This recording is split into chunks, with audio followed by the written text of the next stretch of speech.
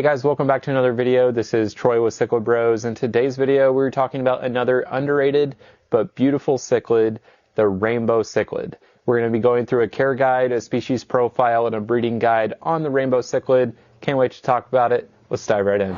The rainbow cichlid, or Herotilapia multispinosa, is a beautiful, underrated Central American cichlid, and I say underrated because you can keep it in a smaller tank than a lot of other cichlids, and I would say it's a little less aggressive than some of your other common cichlids. But before we get to that, let's talk a little bit about their natural environment. Like I said, they are from Central America, originating from Honduras, Nicaragua, Costa Rica. Their natural habitat are usually slow-moving rivers, swamps, and lakes, and usually that water is a little muddy, maybe with some dense vegetation and a lot of cover, so you can start to mimic that in your own tank setup. And those locations in Central America are fairly hot, so the water parameters are a bit different for the rainbow than some other cichlids. The rainbow cichlid is adaptable to some warmer temperatures, so when it comes to water parameters, I would say a range of anywhere from 76 degrees Fahrenheit all the way up to probably 84 or 85 degrees for the rainbow cichlid. I think the sweet spot for them is probably 80 degrees Fahrenheit. And then for their pH, usually 7 to 8 is a good range, but again, they're very adaptable and I wouldn't chase those numbers.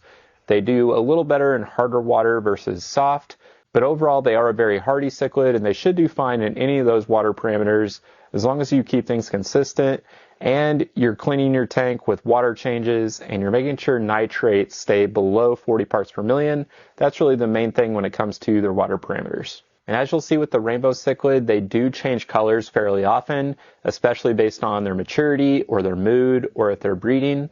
Sometimes they might be a little more yellow versus gold, or sometimes even a little tannish red coloration. As they get older, they might become a little more brown and red, but also if you have a darker substrate, they might be a little more darker themselves. If they are spooked or maybe stressed for some reason, they might be a bit more pale, or if they are small, usually they'll have a little less coloration and be a bit more pale. But regardless, they are beautiful cichlids with that yellow or gold or orange coloration, and they'll have that horizontal bar with that black stripe, and when they're in breeding mode, they'll really change colors with most of the lower half of their body all turning black. The rainbow cichlid will grow to about 4 to 5 inches, although I've seen some that have neared that 6-inch mark, and because they don't get too big, you can get away with some smaller tank sizes compared to some other bigger cichlids that require a 75-gallon or 125 or even bigger. So when it comes to the minimum tank size, you could probably get away with one or a pair of rainbow cichlids in something like a 29-gallon, but I would recommend the bigger the better. I would be much more comfortable with a 40-gallon. And then if you're going to start adding a lot of tank mates with your rainbow cichlid, which we'll get to in a bit, I would recommend a larger tank, maybe something like a 55 or a 75-gallon tank. But yeah, I would say that 40-gallon tank would be a perfect setup if you're just going to maybe do a breeding pair or get one with a few different community fish. I think that would be a really cool setup. And then when it comes to the habitat and what you're actually putting in the tank, for that tank setup, I would definitely recommend sand since I'll move that around, especially when they're breeding. Rocks, driftwood, live plants, all of that would be great. They do like to have some cover to feel secure. And even though they are omnivores, usually they'll be just fine with live plants and they'll actually enjoy that extra cover swimming in and around those plants and the driftwood and rocks. So a heavily planted tank with rainbows would be a really cool option. Another benefit of having those live plants is that it will help reduce those nitrates. So maybe you do less water changes if you have a lot of plants pulling out those nutrients. And one of the best things about the rainbow cichlid and why I mentioned it as maybe being underrated in the hobby is that it can go with so many different tank mates. In comparison to most other cichlids, especially Central Americans, they are really peaceful for a cichlid and they stay pretty small, so they really won't pack too much of a punch or terrorize your tank. If you do go with a community fish like tetras, barbs, different cory cats, things like that, it can work. But if you do have a pair of rainbow cichlids, just be careful if they're in breeding mode. Some of those fish might be in harm's way. Some of the smaller tetras like ember tetras or neons, those might be a little too small, although I have seen it work. And yes, the rainbow is a cichlid, so there's always a chance you get a rogue individual, but for the majority, it will be a relatively peaceful cichlid. But on the other side, if you're going with a bigger community of cichlids, maybe there are some bruisers in the tank, maybe they're a little more aggressive, the rainbow cichlid can surprisingly hold its own. And even though it is a small cichlid, it can still fight back when needed. similar to the convict cichlid here, it can go with a lot of mid-sized to even large cichlids at times. Some of my favorite tank mate options are the Jack Dempsey, the Firemouth. I love the Nicaraguan cichlid with them. They have pretty similar temperaments, I would say. Convict cichlids, even some of your slightly more aggressive ones like your Salvinis or even Viejas that get pretty big.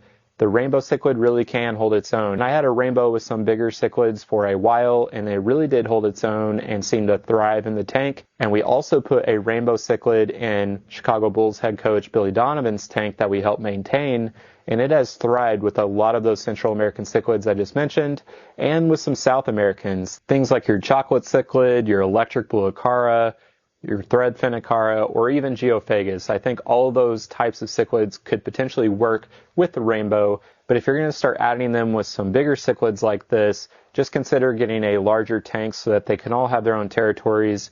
If you try to cram them into a small tank, this setup probably won't work as well, or it definitely won't work at all. So just keep that all in mind. But definitely one of the highlights of the rainbow cichlid is its ability to be with some peaceful community fish at times, or some more aggressive cichlid community tanks. So you can really go both ways, or you can keep them just solo or in a pair. And when feeding the rainbow cichlid, it is fairly straightforward. Like most of my cichlids, I recommend a protein-based diet, although the rainbow cichlid is an omnivore, so I would definitely mix in some veggie matter, maybe doing some spirulina flakes from Extreme, doing some of your more protein-based diets maybe a couple times a week, and more of the spirulina for them 2 or 3 times a week to kind of give them a varied diet and allow them to naturally be an omnivore, because in the wild they actually feed on algae quite often. It's a big part of their diet, so just kind of keep a balance and you should be just fine with the rainbow. And when it comes to breeding rainbows, it is very straightforward. You just need a male and a female in the tank, and they'll probably pair up, laying hundreds of eggs and having hundreds of fry all at once. But a lot of people will recommend getting a small group, maybe 4 to 6 rainbow cichlids at a time, letting them grow up and naturally pair off. That is probably your best bet if you want a proven pair. But they'll usually lay their eggs on flat surfaces or kind of dig out an area in the substrate and lay them on the glass. And even though they are relatively peaceful for cichlids, they can become pretty aggressive if they're inbreeding or protecting their babies. So if you do have them in a more community fish tank, just be careful with that. They could go after some of those smaller fish and inflict some damage if they're in breeding mode. And like I mentioned, the rainbow cichlid changes colors very frequently based on their mood, and one of those is when they're in breeding mode.